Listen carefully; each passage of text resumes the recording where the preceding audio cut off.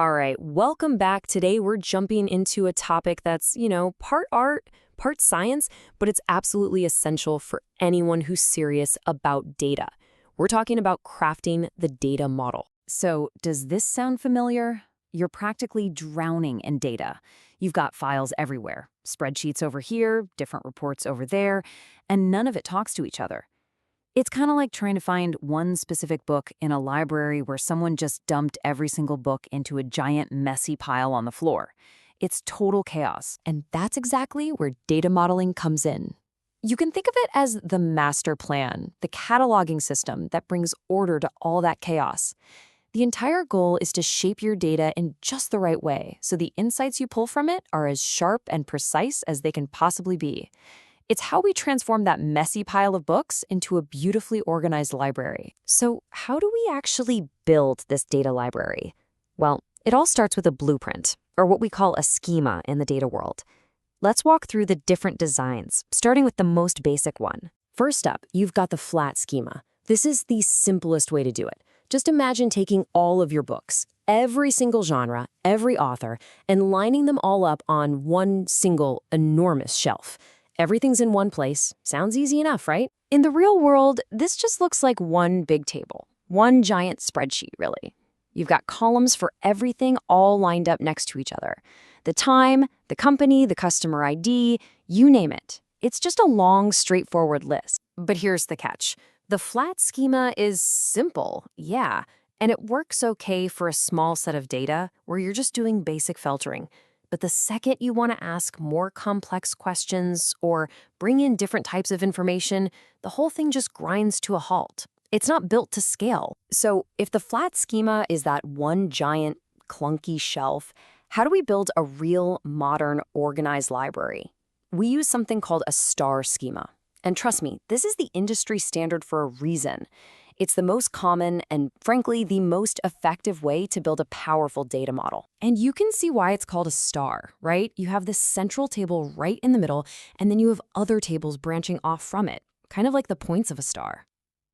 That central table holds the main event, and surrounding tables provide all the rich, descriptive context. Okay, to really get why the star schema is so powerful, we need to talk about its two fundamental building blocks. These are fact tables and dimension tables. First, let's talk about the fact table. This is the beating heart of your model. Going back to our library, this is the checkout log. It's all about the numbers, the metrics, the events. It tracks what happened. A sale was made, a delivery occurred, a record was updated. It's the quantitative stuff. Then you have the dimension tables. These are the who, what, and where behind the event. These are the library's card catalogs. They don't track the checkout itself, but they describe the things involved. This is where you find the book's title, the customer's name, the store's location. They provide all the juicy descriptive context. So let's put them side by side. Fact tables are built for one thing, summarization. They get really, really long. We're talking millions of rows because you're always adding new events. Dimension tables, on the other hand, are for filtering and grouping. They're usually shorter but wider, packed with descriptive columns. And separating them like this, well, that's the secret sauce that makes everything fast and easy to analyze. Okay, so how do we actually connect these tables? Well, that's where a little property called cardinality comes in. It sounds a bit technical, I know, but it's really just the rule that defines how a dimension table links up with a fact table. And the most important type, by far, is one-to-many. Let's stick with our library. You have one record for a specific book in your dimension table, but that one book can show up in many different checkout events in your fact table over time. One customer can have many purchases. One product can be in many sales. That right there is the one-to-many relationship, and it's the glue that holds the model together. Now, for those of you who are real neat freaks, you can take the star schema and level it up into what's called a snowflake schema. This is when you take one of your dimension tables, let's say your products table, and you break it down even further. Maybe you create another table just for product categories that links back. You're creating more branches off the main branches. This just adds another layer of organization and data integrity. And yeah, As the source material jokes, you kind of have to squint at the diagram for a second before you see the snowflakiness of it all.